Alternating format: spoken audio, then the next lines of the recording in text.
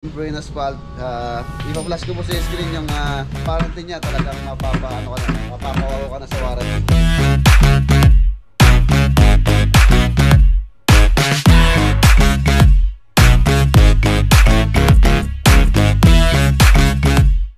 Pupuntahan natin mamaya mga boss yung dito sa may Valenzuela. Jomer, yung mga boss, gusto niyo pong ano? Spicy 50.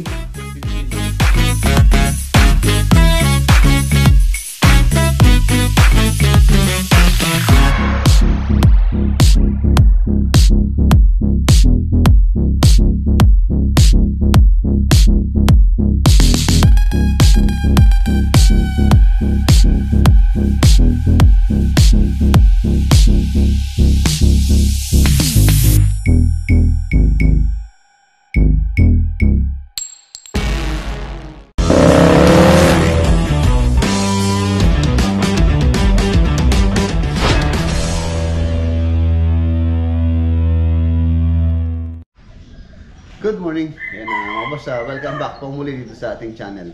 Pupunta po tayo ngayon dito sa San Simon Project. Meron po tayong kausap ngayon about sa waterproofing materials na gagamitin natin sa San Simon Project. Ang ating materials na gagamitin doon is asphalt membrane, or membrane asphalt na waterproofing ang i-apply natin doon sa project. Meron po akong kausap ngayon na mag-ocular visit sa site. So papa-estimate natin kung magkano po ang aabutin ng waterproofing doon. Ayan. Tapos pupunta rin tayo dito sa may parteng Valenzuela. Mag-i-inquire naman po ako about naman sa project natin sa Tarlac. Yung pong hinaharap nating mga wood planks sa step, yung mga stair doon sa project natin is asikasuhin ko po. Meron po akong kausap ngayon doon. Medyo marami po yun. Halos nasa nasa 5 unit. So siguro more or less mga almost 60 pieces ang kailangan nating wood plank. So mag-inquire tayo kung saan tayo makakamura syempre. Ayan, let's go! Saan muna tayo, San Simon? Let's go! Si Proxy ang gagamitin po natin. Dito muna tayo sa San Simon bago tayo dumiretso ng Valenzuela. Ayan na mga boss, nandito na po tayo sa San Simon. Ayan na, nagbabawas na sila ng tukod dito sa ilalim. Halos nasa, kung di ako nagkakamali, nasa 19 to 20 days na po yan ating binuhusan. Nasa 3 weeks na rin yan dito sa may ilalim. Bawas na po ng paunti-unti ng mga tukod sa ilalim. Pero hindi pa siya totally strip. Meron pang matitirang mga tukod dyan sa ating beam. Ayan, tabayanan ko lang po yung kausap natin about sa waterproofing para mapa-estimate natin kung magkano aabutin yung waterproofing. Kung magkasundo kami sa price, so papagawa na po natin sa kanila. Ayan. Asphalt membrane ng ano po natin dyan, waterproofing materials na gagamitin. Kung saan yung sa roof deck napaka-importante. So, kasi yung nakasanayan nating waterproofing materials tulad nung ginagamit natin, minsan hindi rin siya talaga perfect. So yung pong kausap natin, meron pa siyang warranty, 10 years warranty ang offer nila sa atin. 10 years, biro nyo, 10 years warranty. Ayan. Mamaya kausapin natin para magka-idea rin po kayo kung magkano per square meter ng asphalt membrane. Kung meron kayong pinapagawang bahay tulad ng project natin dito, sa roof deck, may balcony. Ayan. So pwede po kayong mag-inquire sa kanila. Ayan, at saka pala yung pupuntahan natin mamaya mga boss, yung dito sa may Valenzuela. Yun naman supplier ng mga kahoy wood planks yung kasing kinukuha natin si Boss Godi nasa ano na, nasa ibang bansa. So wala tayong makuha ngayong wood planks. So meron akong nakita sa sa online na medyo mura. So mamaya pagkatapos natin dito, diretso tayo doon. Ayan binuhusan natin to nung kailan ba natin binuhusan to? Sabado, no? Sabado, Sunday, Linggo, Lunes, Martes. 3 days pa lang po to. 3 days. Okay, tayo sa taas.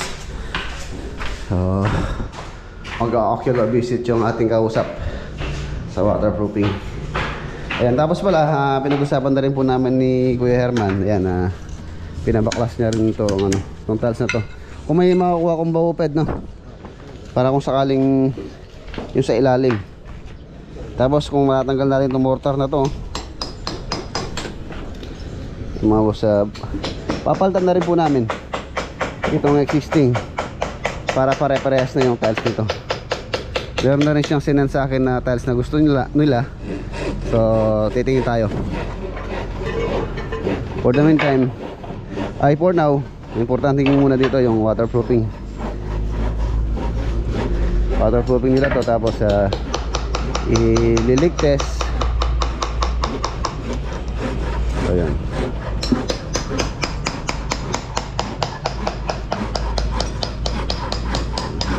Lalagayin na sila ng sokalo. Ito yung mga floor drain natin. Alas ano po yan, dito na sa wall ng existing na bahay dadaan yan, wala na sa loob. Ayan, forma na itong mga poste, formahan ng poste.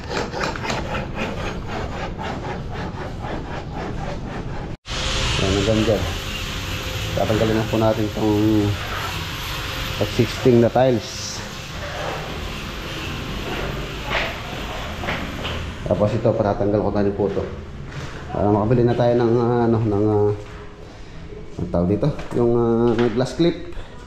Tapos pagawa natin pattern, doon natin pagagawa yung mga tempered glass. Dito tayo. Ayan, luwang nito. Labas mo dito. So yan, paikot dyan. Ayan na yung balcony. Tapos magkaka-canopy pa po siya dito. Polycarbonate naman po yun.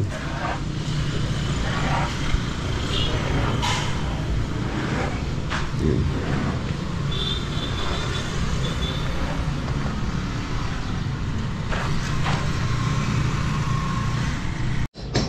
Yan mga boss, nandito na po yung kausap natin, si Sir Michael ng waterproofing membrane asphalt. Ano po sir yung pangalan ng company nyo?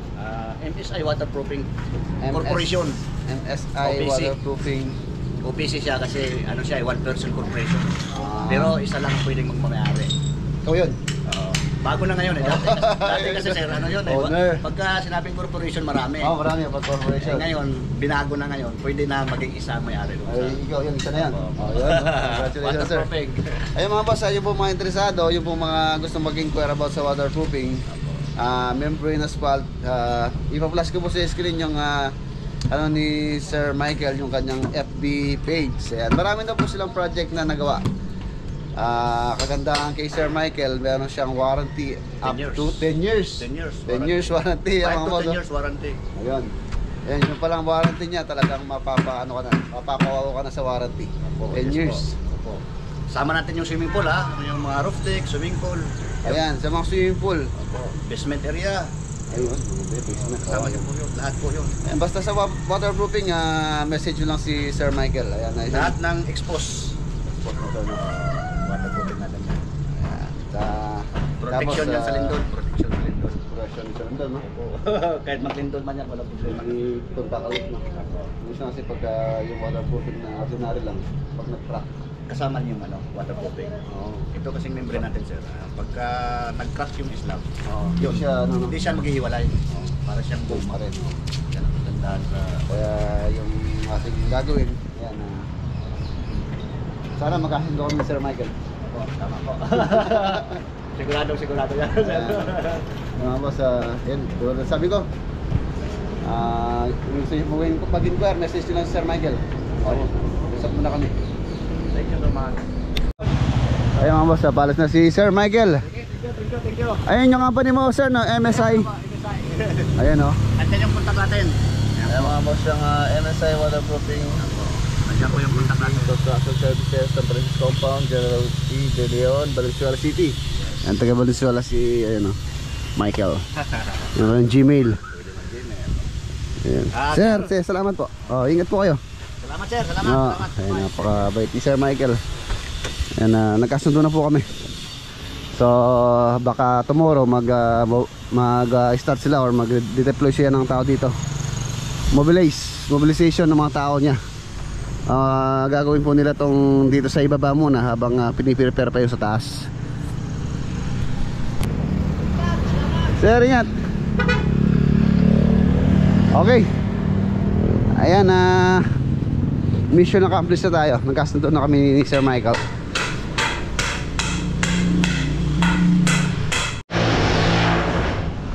Ayan, dito sila mag-i-start sa baba.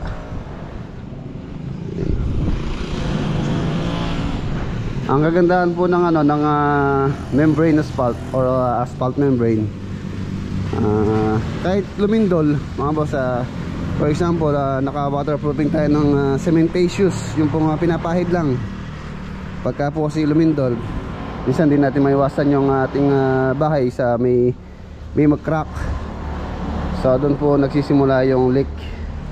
For example, 5 years na nakatayo yung bahay niyo, wala siyang leak. Pagka lumindol, yun nga tulad ng sabi ni Sir Michael, doon nagkakaproblema din kung yung ginamit na waterproofing sa cementatious, yung pinapahid lang na tulad ng ginagamit natin dati. So ayun lang ang kagandahan din ng asphalt membrane. Dito sa taas, grabe ito, roof deck to. So doon na tayo sa tatagal. Bring nyo 10 years warranty ang warranty ni Sir Michael sa kanyang waterproofing. Yan, pinakabak na yung tiles.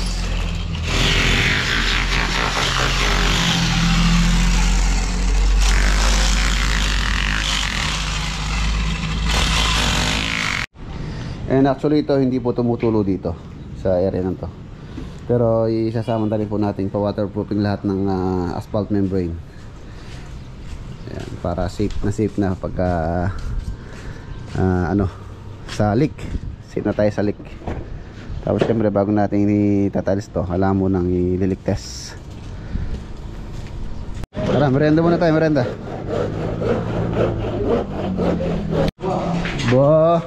Ano ulam natin, boss eh? Ay, sinigang siyang bayabas na eh.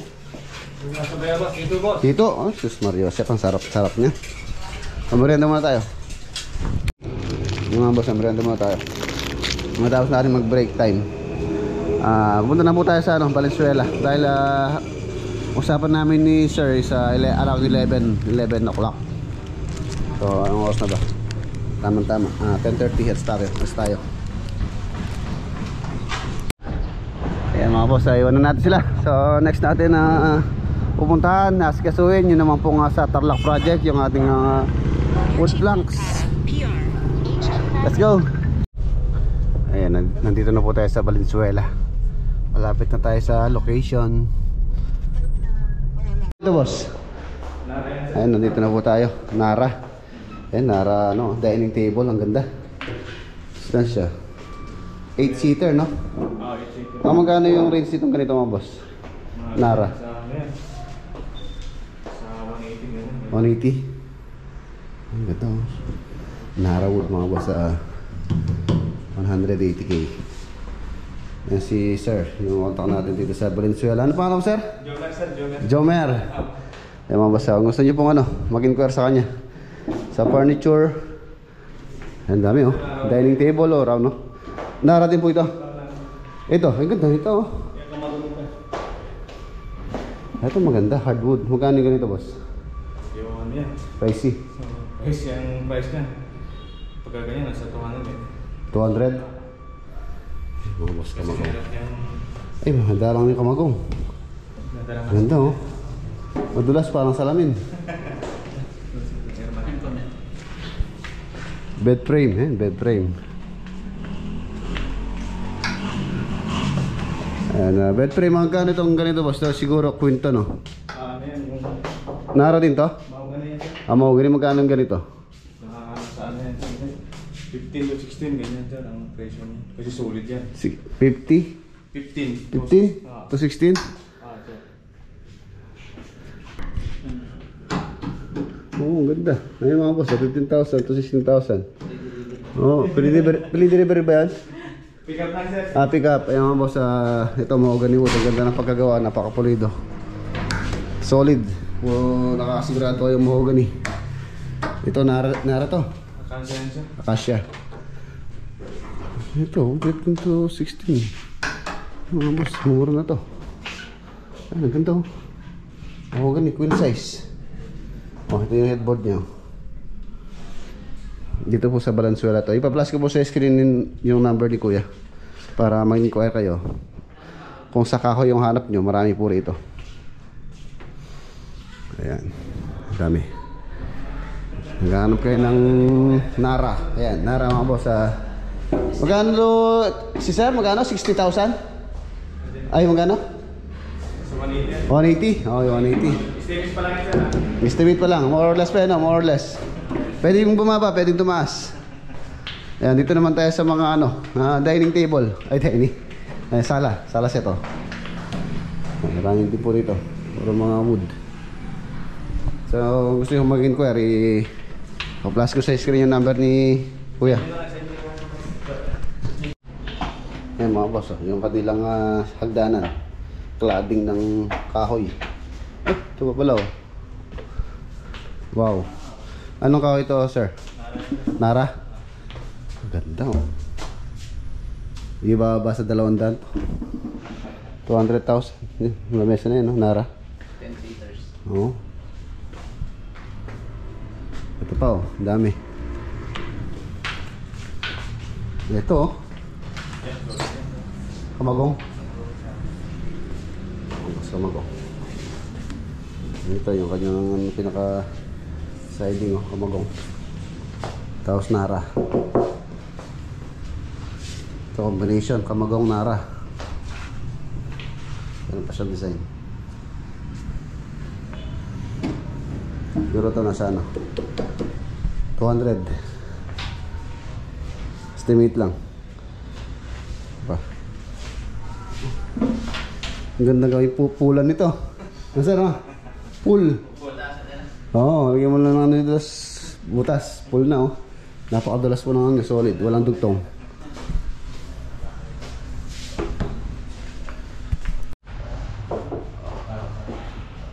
Puro kahoy po yan, hindi po PVC panel yung kahoy.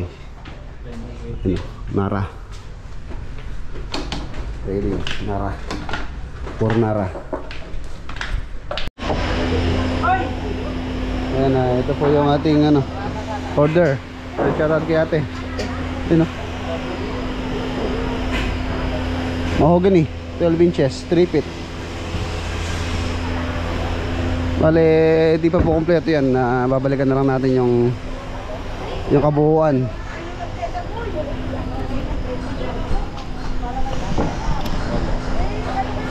Pwede ito magdagan?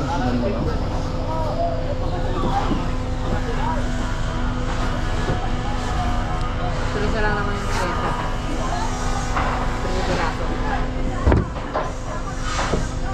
Pero bakit kasi nga nalalim kasi ng kalkalin ay. Ano saan bukas na lang?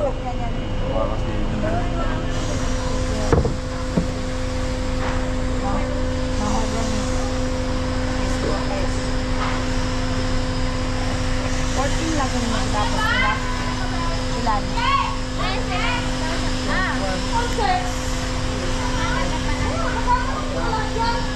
Alam ko 65. Yung 13 pa lang yata yung natapos nila eh. Kailan na ba yung binigay kahapon?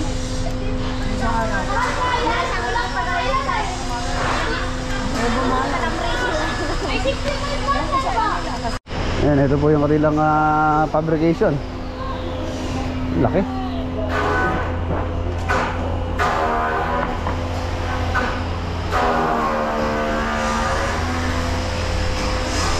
Sino?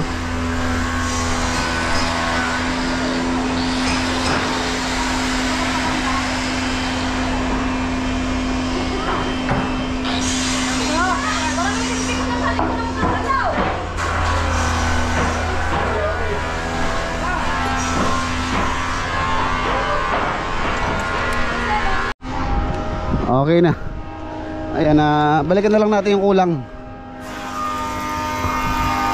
Bale yung ating nakuha ngayon 12 pieces lang po yun.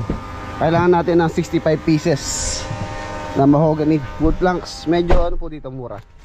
Dahil malaking ano po to, malaking pabrika ng kahoy, Mernara, Kamagong. So ayan. So let's go. Papasok si kuya. Ayan, nandito na tayo sa San Fernando, Pampanga mga boss. Dadaan tayo dito sa Wilcon. Meron pinapasuyo si Black Shadow sa atin na ipapabili siya ng waterproofing materials. Bili muna tayo. Okay.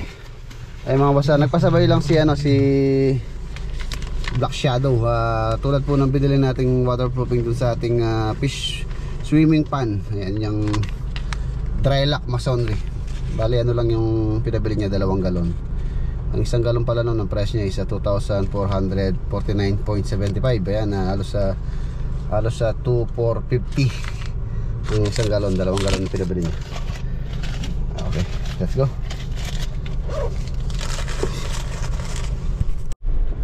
Ayan mga boss, dumaan muna tayo dito sa Riot Project. And time check, mag-aalas 5 na. Silipin po natin sila dito para tayo umuwi.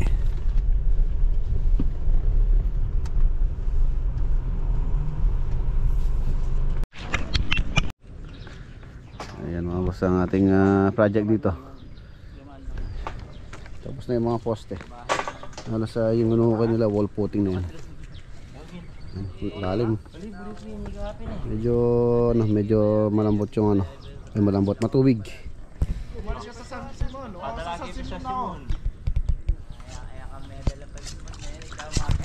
Baka this week makakapag-pundasyon tayo. Kahit yung mga poste muna. Hanggat hindi umaangat to, hindi tayo mabibilis. Pesta ng San Jose ngayon, pesta Mesulo. Pesta dito sa amin sa barangay Mesulo, San Jose. Ayan, ito po yung ginawang ni Banden ng kapon, concrete spacer. Tigas na. Yung sa magalang project natin, duman kaninang umaga rito, kumuha sila. Ayan na mga boss, nandito na tayo sa farm. Update tayo. Ayan, tingnan po natin yung pinapalitadahan ni Lolo Boy. Ayan, nasilipin natin tong swimming pan. Itong tinanim natin kahapon. Ayan, medyo parang nalalantay yung dahon. Pero ano naman siya, buhay naman siya. Ayan pa rin yung tubig, hindi pa natin na-drain. Medyo busy. Ayan palitadahan na pala ni Lolo Boy ito. Ayan, dalawa, tsaka ito. Ayos. Yung mga bata nagsasaranggola. Papalipad ng saranggola.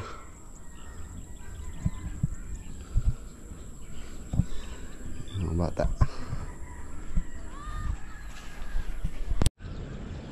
So ayan mga boss, dito ko na po tatapusin yung ating simpleng vlog for today. Kita po tayo bukas sa next upload. Paalam po. God bless. Ingat.